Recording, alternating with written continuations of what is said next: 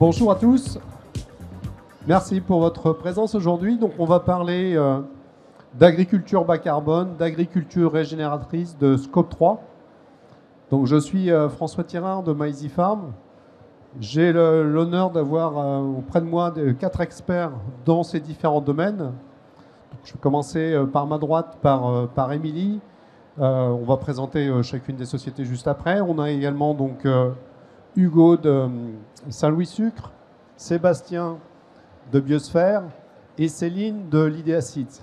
Donc on peut peut-être juste dire un mot sur chacune des sociétés que vous représentez. Donc si on commence par EcoAct, oui. Émilie. Bonjour, Émilie Miège. Je suis responsable pour le pôle agroalimentaire d'EcoAct. EcoAct, c'est une société internationale qui a été créée en 2006 et qui accompagne entreprises, collectivités, institutions dans leurs enjeux environnementaux à travers une gamme de services le plus complète possible.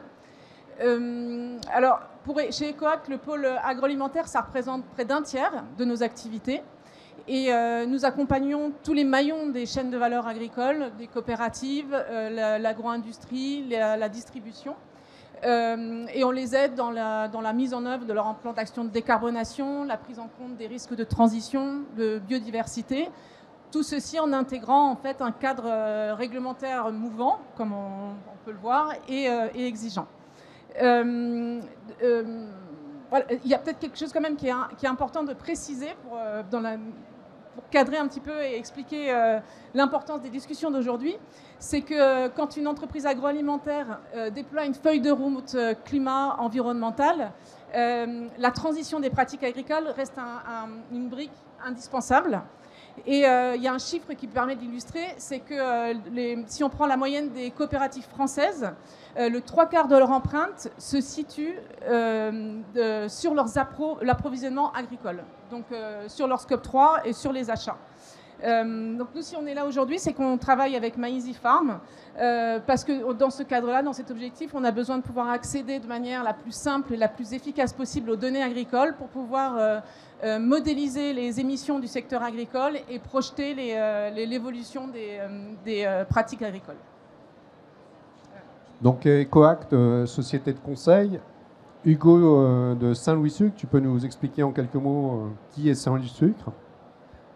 Pas de souci. Bonjour à toutes et à tous. Donc Hugo Debreu, responsable de la durabilité agricole chez Saint-Louis Sucre, donc en charge de la décarbonation du Scope 3, de toute la mise en place de l'agriculture régénératrice chez Saint-Louis Sucre et un plan sur le volet protéines. Saint-Louis Sucre, on fait du sucre à partir de betteraves avec du sucrerie, une sucrerie en Normandie dans l'Eure à Étrépagny, une sucrerie à Roy en Picardie. Saint-Louis Sucre, filiale du groupe Südzucker, premier sucrier européen. Donc chez Saint-Louis, on utilise la solution de Maizy Farm dans le cadre de l'agriculture régénératrice sur la collecte de données ainsi que la restitution des données via des indicateurs aux agriculteurs. Merci Hugo. Sébastien, Biosphère. Ouais. Bonjour à tous. Ravi d'être parmi vous. Donc, Biosphère, c'est une entreprise assez particulière que j'ai montée en 2020 suite à une dizaine d'années de pratique sur le terrain pour accompagner les agriculteurs à la transition vers des pratiques agroécologiques, mais derrière qui doivent permettre à l'agriculteur de dégager plus de marge à l'hectare et de dépenser moins de temps à l'hectare après qu'avant cette transition. Et donc on a été sollicité par de plus en plus de grands groupes. Et donc aujourd'hui on a la chance de pouvoir travailler dans une vingtaine de pays sur plus de 100 000 hectares pour énormément d'acteurs de l'industrie, que ce soit des coopératives, des grands acteurs de la food, du luxe ou de la cosmétique. Et donc effectivement, on a besoin, pour pouvoir venir prouver que les systèmes agricoles ont évolué dans le bon sens, tant pour l'agriculteur que pour la société, de faire remonter un certain nombre de critères. Et donc il nous faut des tableaux de bord. Donc pour ceux qui étaient là à l'événement précédent, il y avait une partie de ces tableaux de bord qui vous ont été présentés. Et donc ce sont des choses utiles et on travaille donc avec Maizy Farm justement pour faire remonter les données via la plateforme.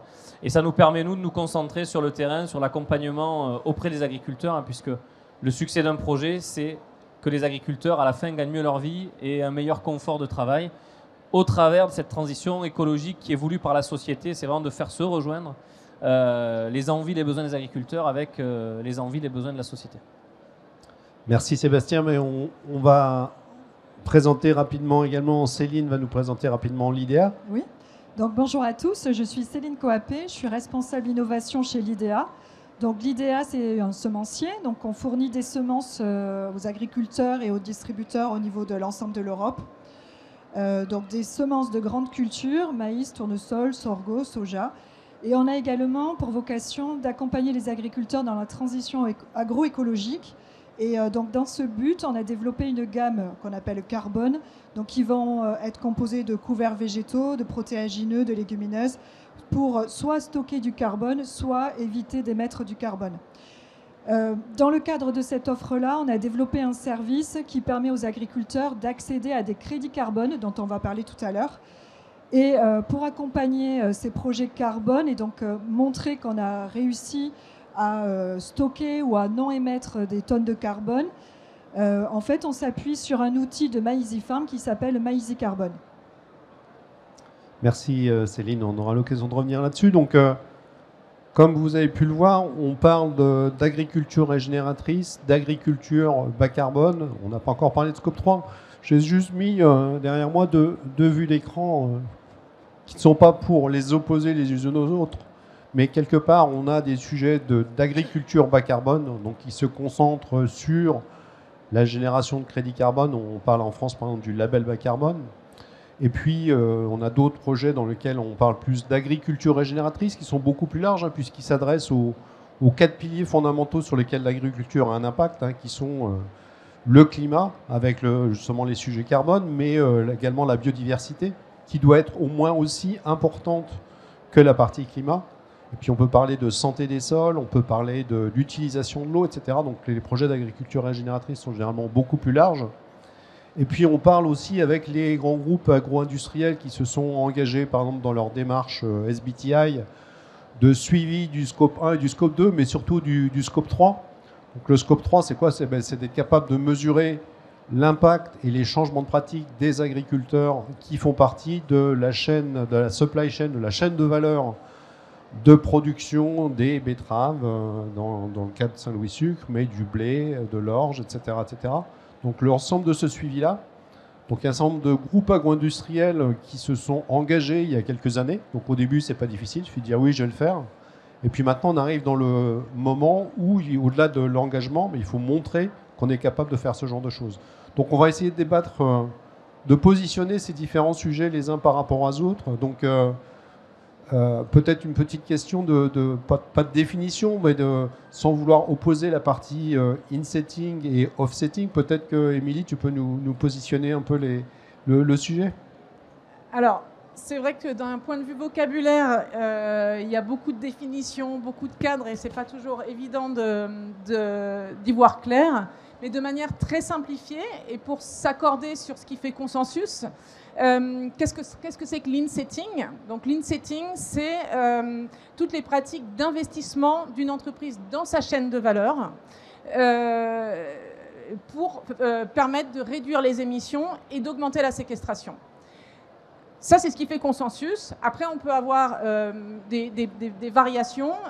Par exemple, le GHG protocole va définir que c'est seulement lorsqu'il y a des crédits que l'on peut parler d'in-setting. Donc, il considère que les primes ne font pas forcément partie de l'in-setting. Et pour ce qui est de l'off-setting, donc ce sont toutes les actions de financement en dehors de la chaîne de valeur et qui vont générer des crédits qui sont utilisés pour compenser les émissions résiduelles des entreprises. Moi, je pense qu'on est tout à fait d'accord sur cette définition-là. Moi, quelqu'un veuille réagir par rapport à ça. Céline, donc chez l'IDEA, vous travaillez plutôt sur la partie crédit carbone, que ce soit d'ailleurs en France ou à l'international. C'est ça. C'est quoi votre vision sur le sujet ? Alors, notre vision sur le sujet. Alors, donc effectivement, donc, nous, on va travailler un service qui va permettre à nos clients, donc les agriculteurs, d'accéder à des crédits carbone. Donc là, on est bien dans la partie offsetting qu'a expliqué Émilie. Donc, on est bien sur un contrat entre une entreprise qui va financer des nouvelles pratiques vertueuses pour que ces pratiques soient mises en place par des agriculteurs. Et donc, ces agriculteurs vont recevoir un financement de la part de ces entreprises. Tout ça se traduit sous la forme de crédit carbone. Un crédit carbone, mais en fait, c'est une tonne de carbone qu'on aura évité en termes d'émissions ou une tonne de carbone qu'on aura stocké dans le sol. Alors, en fait, quand on parle du marché carbone, en fait, il y a deux réalités. Il y a le marché carbone français, avec le label bas carbone, qui a vraiment bien encadré ce marché-là. Il faut savoir qu'un crédit carbone sur le label bas carbone est rémunéré autour de 30-40 euros. Et ensuite, on a le marché plus international, et nous en particulier, on intervient sur le marché européen, où là, on est sur, il n'y a pas de réglementation comme en France, en tout cas pas encore. Et là, on est en fait avec deux normes principales qui sont la norme Verra et la norme Gold Standard. Ces normes-là, elles sont un petit peu plus rémunératrices que le label bas carbone. L'agriculteur va pouvoir toucher entre 40 et 60 euros. Par contre, elles sont plus compliquées à mettre en place et elles sont plus coûteuses. Voilà, donc en fait, c'est important d'avoir en tête qu'il y a vraiment deux marchés. Et ensuite, l'autre chose, que c'est un marché d'offre et de la demande. Donc d'un projet à l'autre, on n'aura jamais exactement le même prix.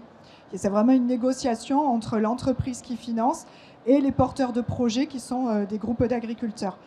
Alors, il y a une question qu'on peut se poser, c'est est-ce que ces crédits carbone permettent de financer la transition agroécologique et les nouvelles pratiques qui vont être mises en place par les agriculteurs? Malheureusement, la réponse est non, pas tout à fait. Si je prends par exemple la mise en place d'un couvert végétal pour stocker du carbone dans les sols, il faut se dire qu'un hectare de couvert végétal va permettre de capter 1 tonne de carbone, et donc ça va représenter 30-40 euros environ. On est bien loin du coût de la mise en place du couvert en lui-même, si on compte les semences, le semis, la destruction.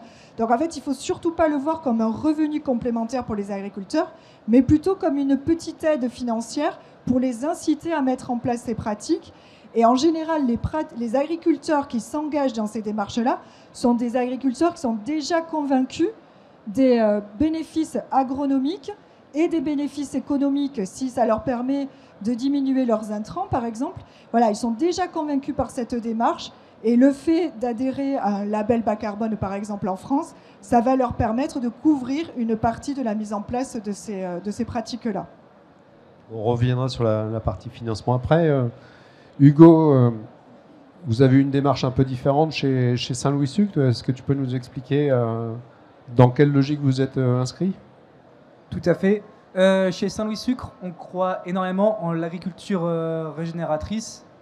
Pourquoi ça ? Pour assurer la pérennité de la culture de betterave dans le temps. Par exemple, chez Saint-Louis, on a dévoilé nos objectifs RSE il y a 1 an, avec 30% de nos planteurs en agriculture régénératrice d'ici 2030, avec un lancement l'année dernière de ce programme, avec actuellement 80 planteurs qui nous suivent dans ce programme. Un programme qui comporte des indicateurs, 5 indicateurs au total, 4 indicateurs agronomiques. Parmi ces indicateurs, on a tout ce qui est durée de couverture des sols, uniquement sur la culture de betterave, la partie biomasse des couverts, de la culture de betterave, une partie à l'échelle de la rotation, la diversité des espèces cultivées, ainsi que l'intensité du travail du sol sur la culture des betteraves, et une autre partie qu'on segmente, une partie climatique, avec les émissions de gaz à effet de serre, uniquement les émissions, pas de stockage. C'est un programme qui, chez nous, est volontaire, gratuit. L'agriculteur bénéficie de tours de plaine, de formation pour monter en compétence sur ces domaines qui sont très techniques. Et Sébastien nous en parlera, il y a beaucoup de contraintes derrière. Il bénéficie aussi d'outils tels que MyEasyFarm. On a pu voir tout à l'heure un visuel de l'outil où l'agriculteur a directement un rendu. Et l'objectif à la fin, c'est de travailler sur la résilience de la culture.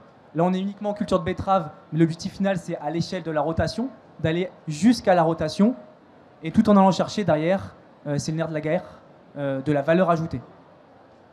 Et une petite question complémentaire.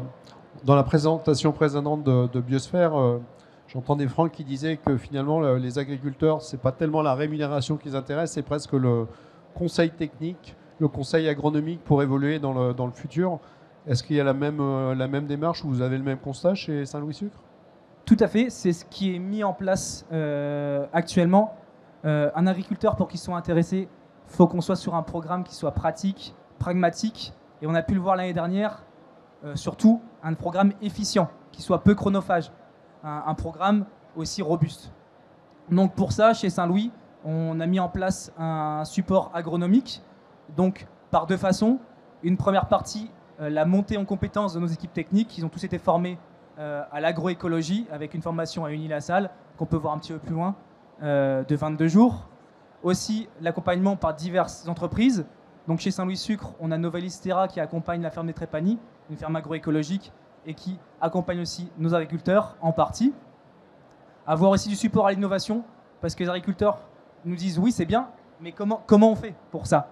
Et nous depuis 2014 on a un programme, le programme Mont Blanc, où on va supporter le risque à l'innovation, c'est-à-dire faire des tests, tester d'une modalité témoin, donc la pratique basique de l'agriculteur, à une modalité innovante et lever le frein à l'innovation, c'est-à-dire que si jamais la modalité innovante a un rendement plus faible que la modalité témoin, on va prendre en charge cette différence de rendement. Donc ça lève ce risque à l'innovation et aussi apporter des choses techniques. Je parlais de réduction d'émissions de gaz à effet de serre. Typiquement, depuis l'année dernière, on a signé un partenariat avec l'entreprise Fertibaria qui fait des engrais décarbonés. Et chez les agriculteurs, on a lancé via ce programme des tests d'engrais Fertibaria via le programme Mont Blanc. Aussi avoir des KPI, donc des indicateurs qui vont être mesurés via l'application MyEasyFarm qui soient pertinents et qui parlent à l'agriculteur. C'est bien de mesurer des choses, mais si l'agriculteur ne comprend rien, il ne va pas avoir de valeur ajoutée. Et c'est qu'il comprenne ce qu'on mesure et que ça lui apporte une valeur ajoutée, que ce soit une sorte d'OAD. Typiquement, dans les indicateurs mesurés par MyEasyFarm, on a du CARMAP, de la durée de couverture végétale. Donc le couvert, la culture de betterave, comment est-ce qu'on peut améliorer la durée de couverture sur la betterave? On a directement une courbe, l'agriculteur sait se placer par rapport à son voisin. Et derrière, on peut lui apporter un conseil, des couverts. Typiquement, chez Saint-Louis, on vend des couverts à prix coûtant de chez l'IDEA. Mais quel couvert tu peux semer? Et derrière, ça apporte un vrai plus à l'agriculteur. Merci. Avant de revenir vers toi, Sébastien, sur la partie formation, accompagnement, peut-être une petite question pour Émilie. Là, on a parlé d'agriculture régénératrice, d'agriculture bas carbone. Est-ce que vous constatez, vous, en tant que société de conseil, d'autres modes de financement, d'accompagnement financier des agriculteurs? Alors, sur les modes de financement qu'on va retrouver, je pense que ce qui est important, c'est de se dire que on est d'accord pour dire qu'aucun acteur ne peut porter seul le poids de cette transition. Et que donc il y a vraiment une nécessité de faire cohabiter et coexister les différents mécanismes de financement. Et c'est pourquoi il y a vraiment cette question de savoir est-ce qu'on peut faire cohabiter primes, est-ce qu'on peut faire cohabiter crédits pour pouvoir les crédits pour pouvoir financer le passage de la transition. Et donc, d'un point de vue méthodologique, ce qui est intéressant de se dire, c'est que finalement, on peut faire coexister ces systèmes, mais il y a une condition qui est clé, c'est que c'est ce devoir de transparence et ce devoir de ne pas financer deux fois une même action de réduction. Et ce qu'on voit, enfin, les dynamiques qui s'installent dans les filières, ce qui a l'air de prédominer quand même pour l'instant et de s'installer, c'est le système de primes qui va venir inciter en fait le déploiement d'actions de réduction et qui a pour conséquence de pouvoir utiliser et partager un facteur d'émission réduit pour les produits agricoles et qui soit partagé au sein des chaînes de valeur par tous les opérateurs. Avec le système des crédits, les crédits carbone, ils peuvent avoir plusieurs usages. Ils peuvent avoir l'usage historique qui est celui d'une utilisation pour faire de la compensation. Mais dans ce cas-là, il faut bien se rendre compte qu'on ne peut pas, que les autres acteurs de la chaîne de valeur ne peuvent pas utiliser un facteur d'émission qui est réduit. On va devoir utiliser le facteur d'émission d'un produit comme s'il n'avait pas, par exemple, bénéficié de pratiques issues de l'agriculture régénératrice. Donc ça, c'est un point qui est important d'un point de vue méthodologique. Mais ce qu'on peut se dire aussi, c'est que ces crédits peuvent être utilisés avec d'autres logiques derrière. Ils peuvent être utilisés avec une logique de justification, de robustesse des méthodologies de comptabilité qui sont utilisées, de transparence et de valorisation économique de l'effort et du travail des agriculteurs.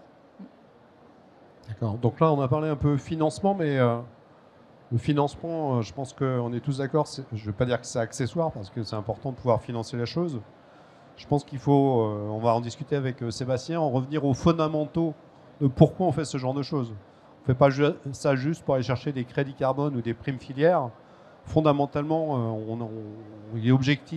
notre objectif, ou l'objectif des agricultures et de l'agriculture de manière générale, c'est de passer d'une agriculture intensive à une agriculture beaucoup plus durable. Et donc, c'est justement le métier, quelque part, de Biosphère, d'accompagner l'ensemble de la supply chain, à partir des agriculteurs jusqu'aux agro-industriels sur le sujet. Donc, qu'est-ce que tu peux nous en dire, Sébastien? Il y a tellement de choses à dire. En tous les cas, merci pour, je pense, vos différents partages. Je pense que c'est très complémentaire. On a le plaisir finalement de pouvoir aussi accompagner beaucoup d'acteurs sur la chaîne de valeur, que ce soit des coopératives, des semenciers, des gros industriels, mais aussi des moyens industriels qui commencent à s'intéresser à la question. Au final, le dénominateur commun de toute cette dynamique, c'est l'agriculteur. Donc, nous, on s'est toujours posé la question, ok, on a une transition qui veut s'engager. Je pense que la science, comme la société civile, veut aller dans le sens de l'agroécologie, qui est finalement produire pareil avec moins. C'est ça la clé. C'est pas forcément de produire moins avec moins, c'est de réussir à garder le même niveau d'efficacité, de productivité, en utilisant moins d'énergie et moins d'intrants. Et donc la question fondamentale, c'est comment on arrive à concevoir des systèmes avec les agriculteurs. Je n'ai pas dit pour les agriculteurs sans eux, nous on construit toujours avec les agriculteurs, pour ensuite avoir une valeur ajoutée qui est ressentie à l'échelle de la ferme, sans forcément la question de tous ces financements. Sous-entendu, j'ai mon crédit carbone, j'ai ma prime filière, mais c'est un peu la cerise sur le gâteau. Finalement, je me rends compte qu'au fil de cette aventure vers l'agriculture régénératrice, l'agroécologie, bref, l'agronomie, je progresse personnellement et je me retrouve à avoir moins 100, moins 150, moins 200, on va jusqu'à moins 400 € à l'hectare, selon le point de départ de l'agriculteur. On va entre moins 1 heure et moins 2 heures à l'hectare dépensé, en grande culture, parce qu'après on travaille sur la vigne, sur l'arboriculture, mais en grande culture, c'est ce type de décote qu'on arrive à faire. Évidemment, sur la betterave, la pomme de terre, c'est moins simple, voilà. Mais malgré tout, on arrive à récupérer de la marge à l'hectare. Et je pense que c'est ça qu'on doit réussir à faire. Ne pas masquer derrière une volonté écologique qui est sincère et nécessaire le fait que l'économie doit suivre. Et donc, je dirais que la grande aventure collective dans laquelle on est, et je trouve qu'elle a toujours été sincère, mais elle est de plus en plus précise, elle vient se cristalliser aujourd'hui sur un risque qui est celui du changement climatique.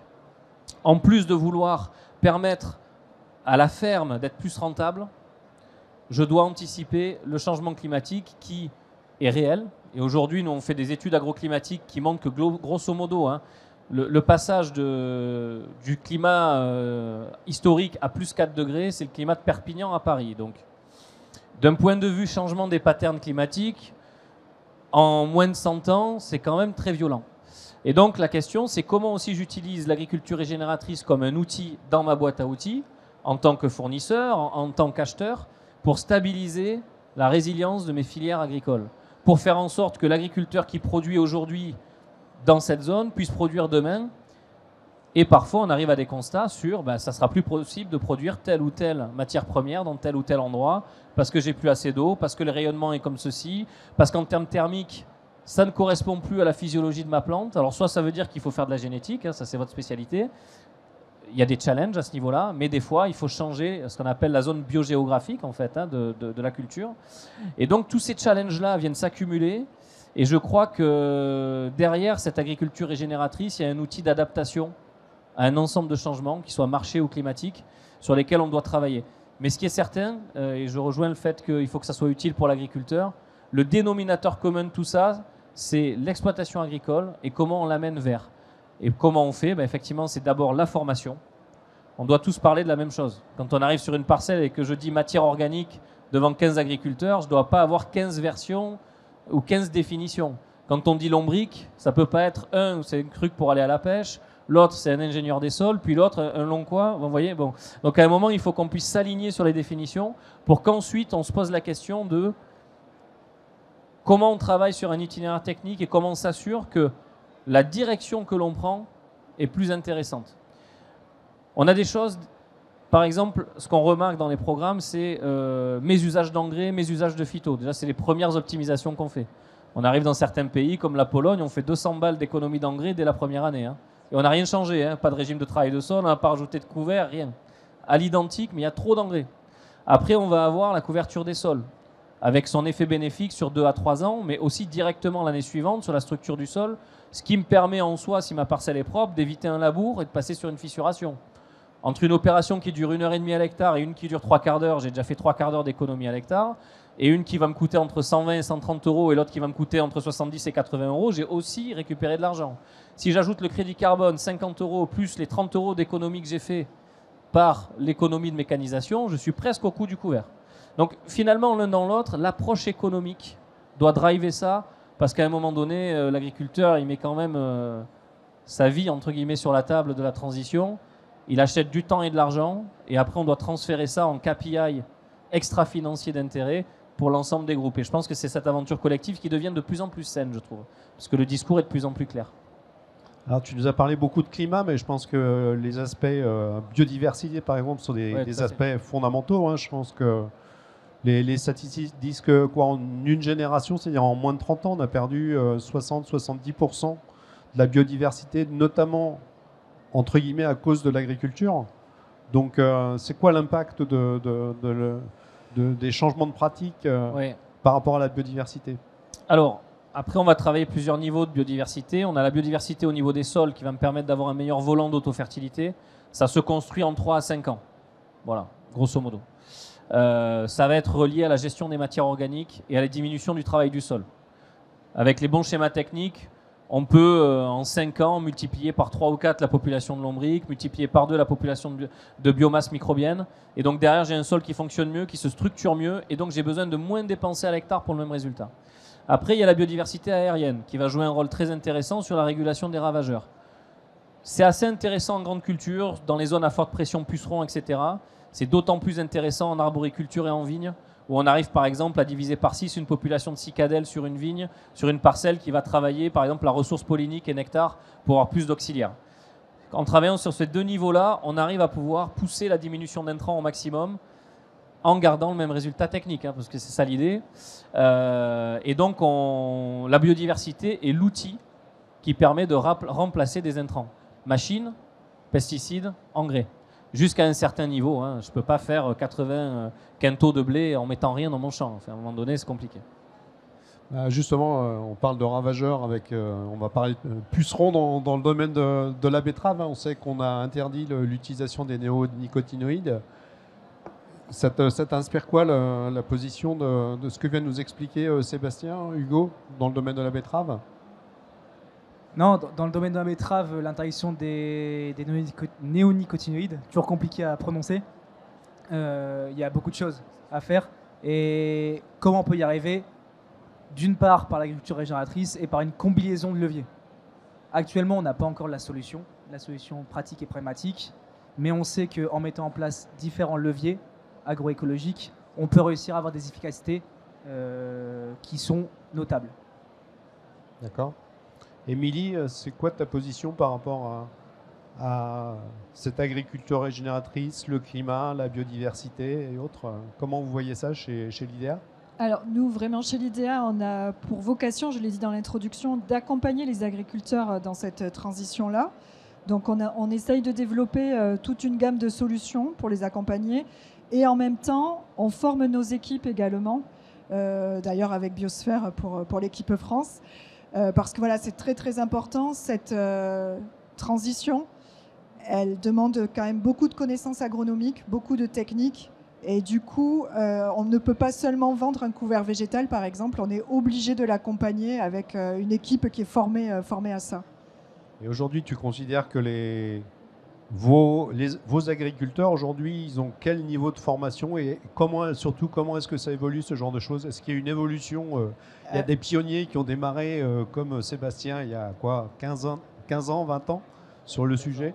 15 ans. Oui, c'est exactement ça. Et puis après, on voit l'ensemble de l'Europe à notre niveau. Il y a vraiment un gradient Et la France est certainement le pays le plus avancé, l'Allemagne aussi, mais on parlait, ou Sébastien, tu parlais tout à l'heure des Polonais et de leur gestion de la fertilisation azotée. J'avoue que c'est effectivement, on rentre dans une ferme, on peut tout de suite enlever une grosse partie de fertilisation azotée sans rien changer sur les pratiques, juste en le raisonnant un minimum. Donc oui, alors il y a par contre, il y a quand même une prise de conscience très importante. Je pense que quel que soit le pays d'Europe, on a fait une étude récemment, et dans tous les pays, quand on leur demandait quelles étaient leurs premières préoccupations, dans tous les pays, alors Allemagne, Roumanie, Pologne, France, qui sont nos principaux pays, dans tous ces pays, le premier facteur qui remontait, c'était la vie du sol et la santé du sol. Ça nous a beaucoup étonnés, mais donc ça veut dire qu'il y a quand même une prise de conscience, et même si les pratiques ne sont pas tout à fait là encore partout, et au même niveau, en tout cas, il y a vraiment une attente là-dessus, et encore une fois, une attente d'accompagnement. Et je pense que la formation, pour moi, c'est un critère fondamental. Il y a différentes manières de se former. Et d'ailleurs, je voudrais saluer le blog, pas le blog, pardon, la chaîne YouTube de Sébastien, que vous trouverez, qui s'appelle Caring Biosphère, hein, si c'est bien ça, hein, et tu interviews régulièrement un certain nombre d'acteurs. Et franchement, je vous recommande d'aller écouter ces différentes interventions, parce que c'est vraiment très très instructif. Et c'est ouvert non seulement à des agriculteurs, mais à des gens qui ne sont pas forcément dans le domaine de l'agriculture. C'est vraiment très intéressant. Ouais, on essaie en fait, ça rejoint finalement l'intérêt pour les sols, hein, et on le voit dans les interviews, mais au-delà des interviews, merci de faire la pub de la chaîne. Voilà. Vous verrez si ça vous plaît. En tous les cas, c'est fait pour ça, pour faire intervenir des politiques, des agronomes et des agriculteurs autour de ces sujets. Mais nous, on le voit partout où on travaille. La question des sols, c'est ce qui nous permet de rentrer dans la technique. Et je trouve que c'est très positif, parce qu'il y a 15 ans, on nous prenait pour des huluberlus. Hein. Et puis c'est encore pire pour les vrais pionniers, les Bourguignons et compagnie, qui en ont parlé il y a 30 ans. Alors là, eux, c'était le désert complet. Et donc, on a beaucoup de chance aujourd'hui d'avoir toute cette dynamique autour des sols, qui est quand même aussi beaucoup tirée par les industriels. Hein. Parce que la thématique de l'agriculture régénératrice débutant par les sols, ça permet de mettre le focus matière organique, activité biologique, etc. Et ça crédibilise ces démarches qui auparavant étaient sous-estimées. Parce qu'en fait, on se dit, un couvert végétal, ça ne sert à rien. Sauf qu'en fait, quand tu as le bon système agronomique, tu vas faire beaucoup d'économies de charges de mécanisation, tu vas faire des économies d'engrais. Quand on voit le prix des engrais et des machines aujourd'hui, pour changer une pièce d'outil, hein, si je dois changer toutes les pièces de manière rotative, si je dois changer mes socs de charrue, etc., tout ça est très cher. Moins on utilise les machines, plus on fait d'économies. Et l'argent qu'on a aujourd'hui en agriculture, enfin l'argent qu'on ne dépense pas, c'est l'argent qu'on a. Comme disait mon grand-père, bon, ça fait longtemps que ça existe, ça. L'argent qu'on a, c'est celui qu'on ne dépense pas. Mais mine de rien, l'approche par les charges est très importante, parce que l'approche par les prix est incertaine. On voit la fluctuation des marchés, on voit que les événements géopolitiques jouent beaucoup sur les prix. La seule chose qu'un agriculteur peut maîtriser, c'est ses postes à charge, et il faut qu'il les réduise au minimum pour pouvoir réussir à dégager le maximum de marge. Et la segmentation des filières, comme vous faites, hein, je ne sais pas si vous donnez un prix premium, mais pour ceux qui font de l'agroécologie, mais usuellement c'est le cas, donc des prix premium ou des crédits carbone, si on ajoute la diminution des charges et la récupération d'un peu de valeur ajoutée, normalement on doit réussir à s'en sortir un peu mieux. Même si globalement ce n'est pas le Pérou dans beaucoup d'endroits encore aujourd'hui, mais il faut faire ces efforts-là pour réussir à encaisser la conjoncture qui n'est pas, on va dire, très bonne actuellement. Alors peut-être une question sur mon dada. Vous savez que chez MaisyFarm, on est des experts de la donnée. Donc on gère de la donnée, satellite, matériel agricole, etc., etc.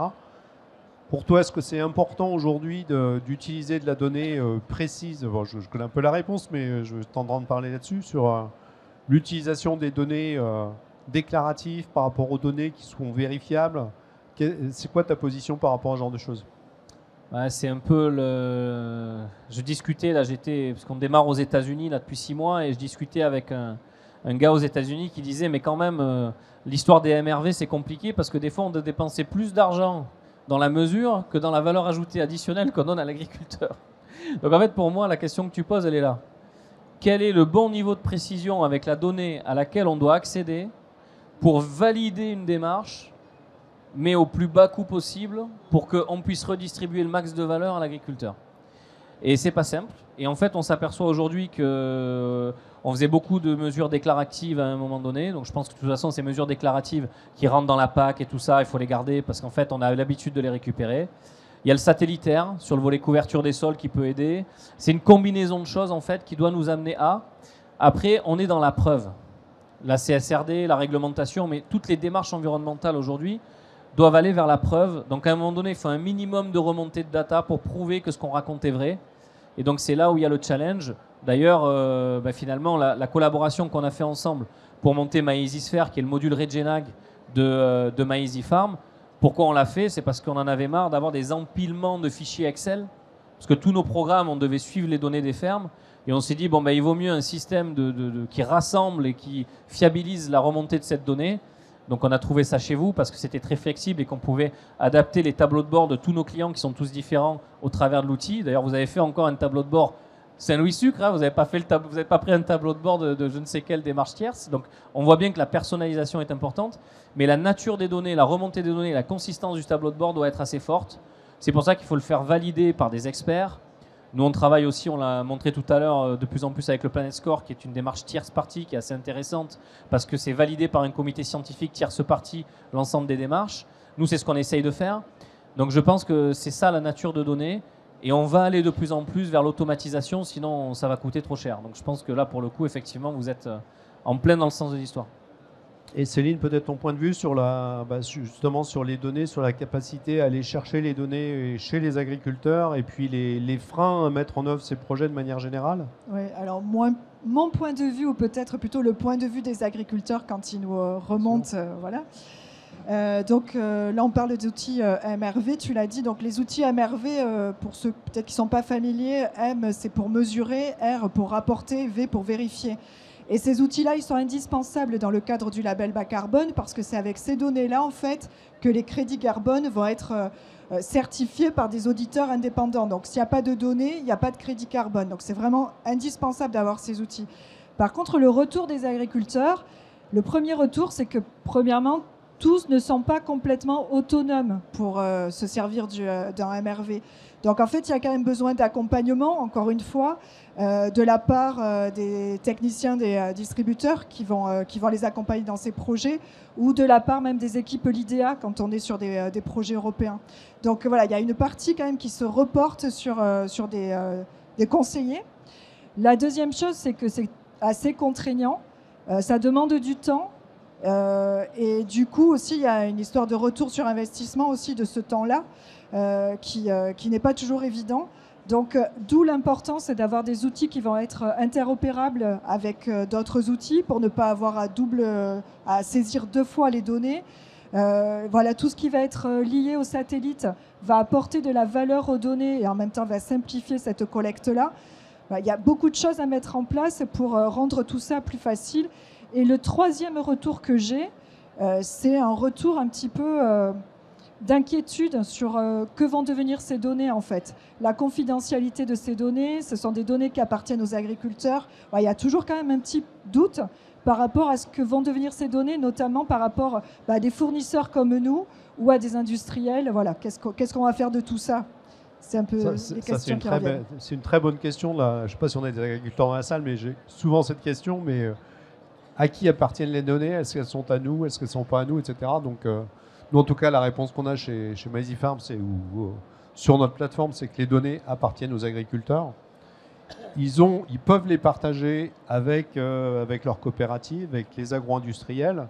Ils sont généralement rémunérés par le biais de ces crédits carbone, de ces primes filières. Donc, il n'y a pas généralement de rémunération, parce qu'on entend aussi le débat, est-ce que je ne peux pas vendre mes données? Mais on rentre dans des modèles qui sont relativement compliqués par rapport à ça.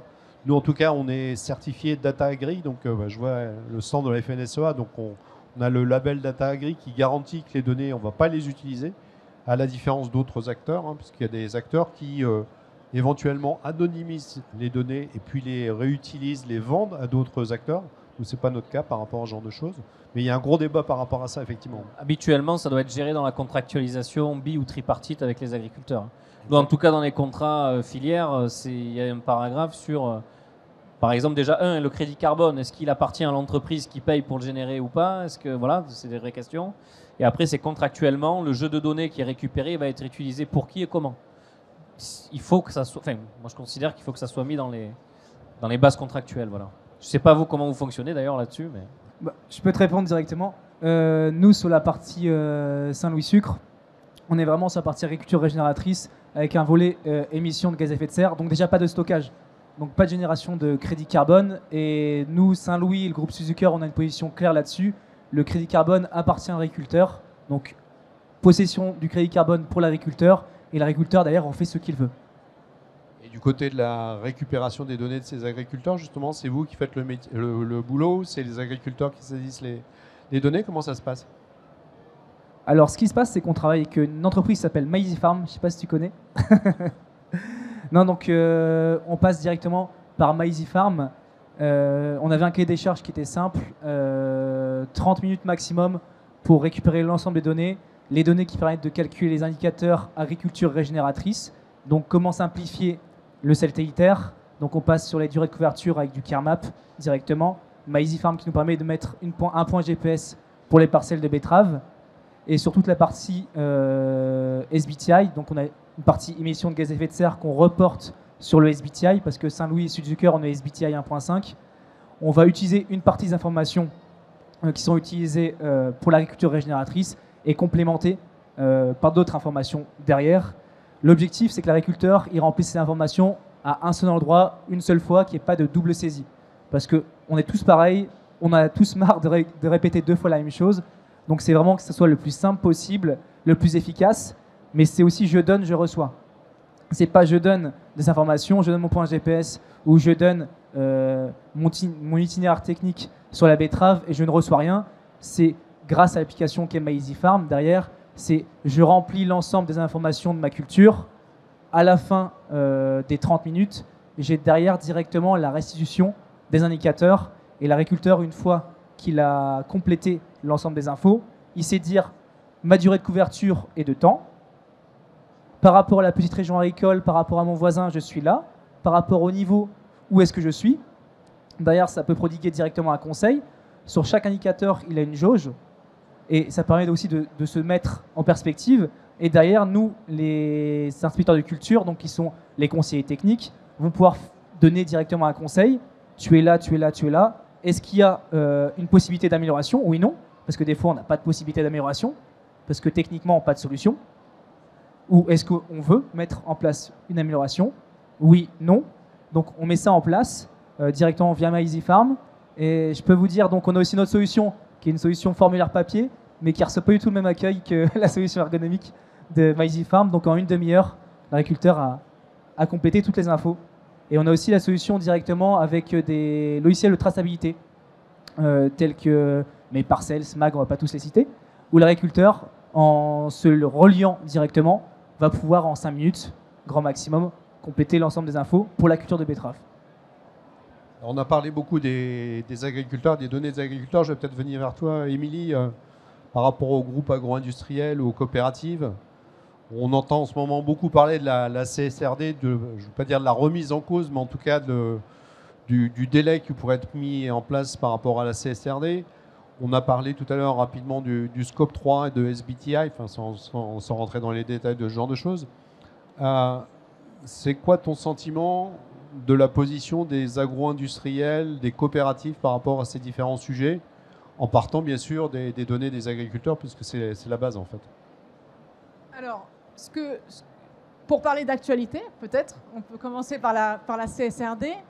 Et donc, il y a beaucoup de choses qui ont été retravaillées, mais il y a un principe qui reste là, et qui est un principe fondamental de la CSRD et qui est intéressant, c'est celui de la matérialité. Et ce que ça veut dire, en fait, c'est que les entreprises, elles doivent rendre compte de leurs impacts, de là où leurs impacts sont importants, et également de là où sont leurs vulnérabilités. Et ça a le mérite, en fait, d'ouvrir déjà, de décloisonner les approches traditionnelles qui étaient surtout climat, carbone, et d'ouvrir vers des indicateurs de biodiversité, des indicateurs liés à l'eau également. Donc c'est en ça où c'est une boussole qui, je pense, malgré malgré les évolutions et la diminution finalement du nombre d'entreprises concernées, ça reste un cadre et une boussole pour les entreprises qui est intéressante, et surtout une opportunité pour l'agriculture régénératrice, parce qu'elle peut répondre en fait à l'ensemble des sujets matériels des entreprises agroalimentaires. Voilà. Après, les autres évolutions réglementaires, si on cite le GHG protocole, le SBT, en fait, le consensus est là pour dire qu'il faut mettre les sols au cœur du reporting des entreprises et des actions des entreprises. Et donc, en fait, dans ce sens-là, elles vont toutes dans la même direction, et elles permettent à avoir... Par exemple, les évolutions méthodologiques du SBT Flag concernent un plus grand nombre d'entreprises qu'auparavant. Et donc, on met en mouvement un plus grand nombre d'acteurs sur ces sujets. Donc, il y a une synergie qui se fait. Justement, chez EcoAct, vous voyez ce mouvement en train de se développer chez vos clients ou chez les agro-industriels de manière générale. Il y a une prise en compte de ce genre de choses, parce qu'il y a eu effectivement à un moment donné un certain nombre d'engagements de société, mais il y a une véritable mise en œuvre des processus derrière qui est en train de se mettre en place ou... Alors, il y a vraiment, je veux dire, les actions qui pouvaient être mises en œuvre sur le scope 1, sur le scope 2, sur le périmètre des entreprises, elles sont là. C'est toujours des efforts qui sont faits. Mais il y a ce qui est certain et ce qui est partagé, c'est qu'il faut intervenir en dehors de sa chaîne directe, et qu'il faut participer en fait à l'évolution du scope 3 et de cet amont agricole. Et donc cet enjeu de la donnée, il est crucial. Il faut accéder à une donnée ferme, qui soit précise, qui soit robuste, sans surcharger les agriculteurs, c'est ce qu'on se disait. Et l'important, vraiment pour nous, ce qu'on ressent, c'est que cet outil, les agriculteurs doivent en tirer un bénéfice. Et il faut se dire qu'il y a trois façons d'utiliser ces outils pour eux. Ça leur permet de piloter donc de manière économique et technique leur transition. Ça leur permet d'être transparents, de pouvoir communiquer sur toutes les choses vertueuses qui sont mises en œuvre, et ça leur permet en fait de participer à la valorisation économique de leurs actions, tout en répondant aux besoins des entreprises. Donc voilà, il y a un alignement en tout cas. Alors je vois le temps qui passe, on pourra en parler des heures. Je ne sais pas s'il y a peut-être une ou deux questions dans la salle à prendre avant de conclure. Je ne sais pas si il y a quelqu'un dans la salle qui a une question, quelqu'un, on peut faire passer un micro. Bonjour et merci pour cette présentation intéressante.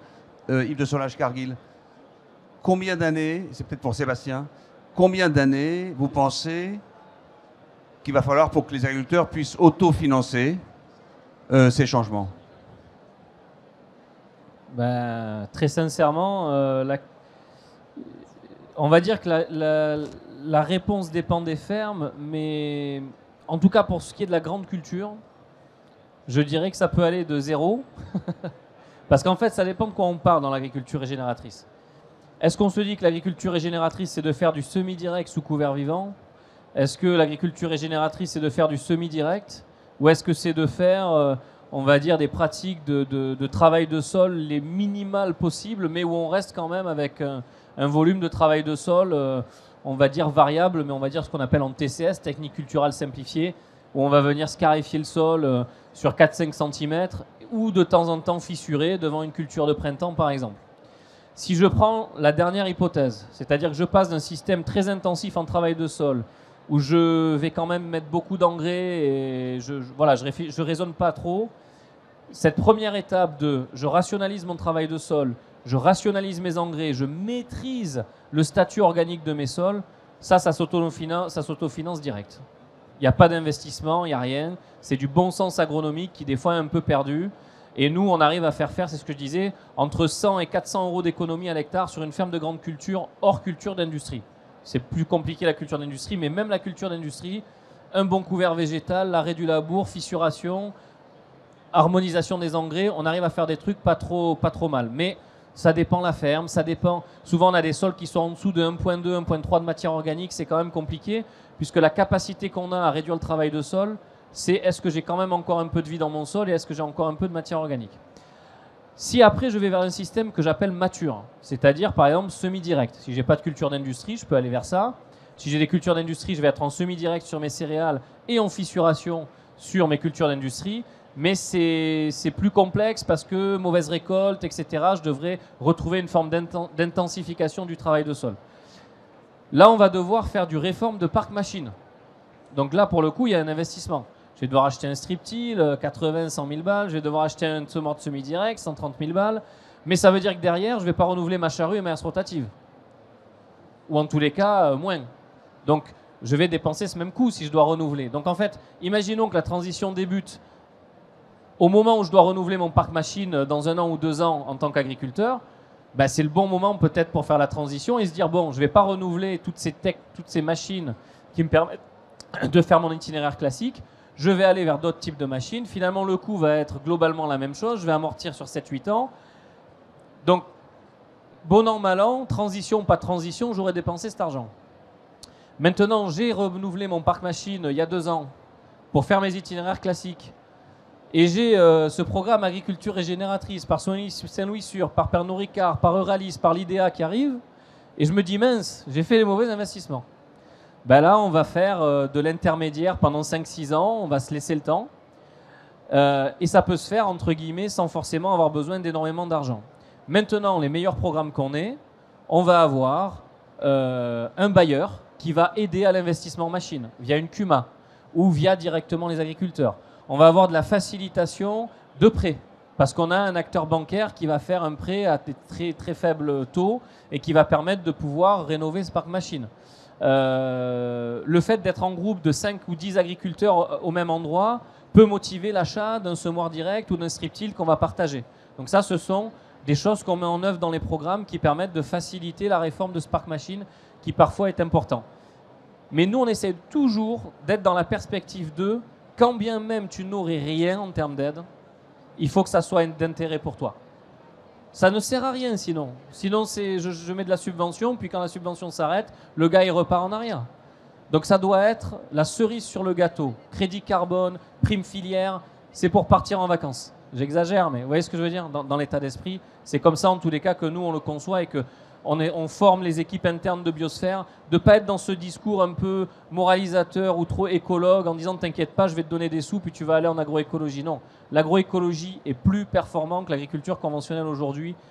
N'importe quel système sur lequel on travaille, excepté quelques systèmes plus complexes, culture d'industrie, vigne étroite, où là, bon, on doit piloter un peu fin, mais sinon, 90% des cas, on est plus performant après qu'avant. Voilà un peu la réponse que je peux donner sur cette question qui est cruciale. Hein. C'est la vraie bonne question. Une autre question dans la salle? S'il n'y en a pas, moi j'ai une question pour Céline et puis pour Hugo. Ça serait quoi votre conseil aujourd'hui pour les agriculteurs? Parce que je pense qu'il y a peut-être quand même si on est dans un salon parisien, mais il y a quand même des agriculteurs qui sont là. Quel serait votre conseil pour les agriculteurs ou vos agriculteurs pour se lancer dans des programmes de ce type-là? On va commencer par toi, Céline. Alors, pour se lancer dans un programme crédit carbone, la première chose, c'est de faire un diagnostic, ce qu'on appelle le diagnostic initial. Puisqu'en fait, des crédits carbone vont rémunérer que des nouvelles pratiques. Donc, il faut savoir un petit peu dans quelle situation on est à date et voir quels pourraient être les leviers qui pourraient être mis en place pour diminuer les émissions ou stocker du carbone. Donc la première chose à faire, c'est ce diagnostic-là. Et ensuite, on avise en fonction de la situation de départ et des voies de progression qu'on identifie. Donc en fait, le crédit carbone, c'est pour que les gens qui sont mauvais. En fait, si je suis déjà très bon, qu'est-ce que je fais dans ce cas-là? Alors effectivement, c'est pour encourager les gens qui n'ont pas encore mis en place énormément de choses. C'est sûr que si on part d'assez bas, on va pouvoir mieux progresser et avoir plus de crédit carbone. C'est vrai que les gens qui sont très avancés, après je ne vais pas rentrer dans les détails, mais dans la méthode, il y a des possibilités en fait, de se référer à une moyenne départementale plutôt qu'à sa situation de départ, quoi. Donc il y a aussi des solutions, mais c'est vrai que ça sera moins avantageux pour des gens qui ont déjà mis en place beaucoup de pratiques. D'accord, et même question pour toi, Hugo. Ce serait quoi le conseil que tu donnerais aux agriculteurs, aux planteurs de Saint-Louis-Sucre pour s'engager dans le programme? Là, je crois qu'aujourd'hui, vous aviez combien? Vous avez une soixantaine d'exploitations qui étaient dans le programme et le projet doit s'étendre en 2025. C'est ça, tout à fait. En plus, on est dans les temps puisque les journées de lancement sont lundi et mardi pour 2025. Venez tous, dans les Hauts-de-France. À Roy et Trépani. Non, les conseils, nous, quand on parle d'agriculture régénératrice, on parle vraiment d'agronomie en premier plan et après décarbonation en deuxième plan. L'agronomie amène la décarbonation derrière, pas que. C'est pas une ligne totale, mais c'est de revenir aux bases de l'agronomie tout simplement. Déjà, au départ, quand on parle de durée de couverture, c'est de mettre des couverts, choisir son couvert. Quel est le bon couvert? On ne peut pas forcément couvrir tout le temps le sol. Il faut savoir qu'on a des types de sols différents en fonction des régions. En région Picarde, typiquement, on peut avoir des très bons sols, des bons limons, la zone sans terre, et des terres plus complexes, des argiles. Donc c'est d'avoir une bonne gestion agronomique derrière. Donc c'est de revenir au principe de base de l'agronomie. Après, sur tout ce qui est travail du sol, on est sur une culture industrielle, la betterave, qui est assez complexe sur ces sujets-là. Donc c'est d'y aller pas à pas aussi, de ne pas faire le saut directement, parce qu'on a pu le voir nous via nos essais. Une personne qui est directement sur du labour, 100% labour, qui va partir sur une technique TCS, voire strip till en direct, on sait que c'est très technique, qu'il y a un volet formation, il y a une demande de compétences derrière. Et si on fait la transition 0%, 100%, pour sûr, à 90%, on va se louper. C'est d'y aller étape par étape en passant par de l'agronomie. Et c'est vraiment de jauger aussi ses risques derrière et de prioriser. Chacun aura aussi une appétence à certaines choses et d'aller vers cette appétence-là. C'est ce qui va aussi créer l'intérêt de l'agriculteur derrière. D'accord, puis peut-être la dernière question pour Émilie. Donc on parlait tout à l'heure du fait qu'un certain nombre d'agro-industriels on a des exemples dans toutes les conférences où les grands groupes agro-industriels ont démarré des choses, mais il y a beaucoup de groupes agro-industriels de taille intermédiaire voire petite. Est-ce que ces groupes sont déjà en train de s'engager dans le domaine? C'est quoi ta vision par rapport à ce genre de choses? Moi, je dirais que les groupes, quelle que soit leur taille, à partir du moment où l'impact, que ce soit climat ou environnemental plus large, de leurs activités est fort sur l'amont agricole, ils sont tous dans cette démarche d'aller se rapprocher de leur filière et de comprendre ce qui se passe dans leur filière. Et donc de pouvoir, alors soit sous la forme d'indicateurs ou autrement, mais de voir comment eux peuvent participer aussi à engager leurs fournisseurs, soit de manière directe, soit en réfléchissant à des solutions financières, soit en engageant des acteurs qui vont permettre de les accompagner dans leur transition. Donc, et juste avant, on avait une présentation de Planet Score. Donc Planet Score, qui, on a vu, n'engage pas que des grands groupes, mais engage beaucoup d'agro-industriels. C'est mon terme, mais de groupes agroalimentaires de taille moyenne ou moins importante en tout cas. Est-ce que tu penses que ce genre de choses va avoir un impact dans les années à venir? On a vu les chiffres, on a vu la croissance fondamentale de l'utilisation de Planet Score, c'est une association indépendante. On a vu la croissance fulgurante. Est-ce que tu penses que ça a un impact par rapport aux consommateurs derrière?